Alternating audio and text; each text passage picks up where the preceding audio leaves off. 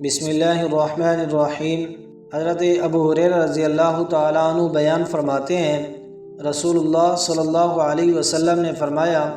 بندہ کہتا ہے میرا مال، حالانکہ اس کا مال فقط 3 صورتوں میں ہے، جو اس نے کھا کر ختم کر دیا، یا پہن کر بوسیدہ کر دیا، یا اللہ کی راہ میں دے کر ذخیرہ کر لیا، اور جو کچھ ان کے علاوہ ہے وہ تو اسے لوگوں کے لیے چھوڑ کر جانے والا ہے۔ حضرت انس رضی اللہ تعالیٰ عنہ بیان فرماتے ہیں، رسول اللہ صلی اللہ علیہ وسلم نے فرمایا، میت کے ساتھ 3 چیزیں جاتی ہیں، ان میں سے 2 واپس آ جاتی ہیں اور ایک اس کے ساتھ باقی رہتی ہے۔ اس کے گھر والے، اس کا مال اور اس کے اعمال اس کے ساتھ جاتے ہیں۔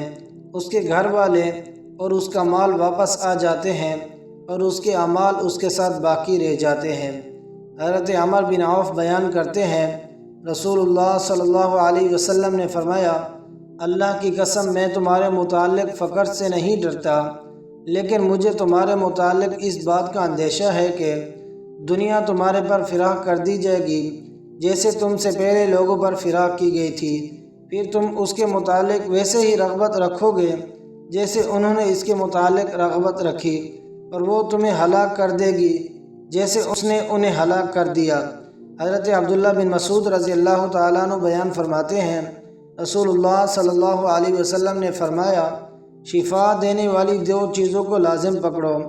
نمبر 1 شہد، نمبر 2 قرآن مجید۔ حضرت ابو ہریرہ رضی اللہ تعالیٰ عنہ بیان فرماتے ہیں،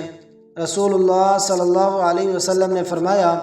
جو شخص ہر ماہ 3 روز شہد چاٹتا ہے تو اسے کوئی بیماری لاحق نہیں ہوتی۔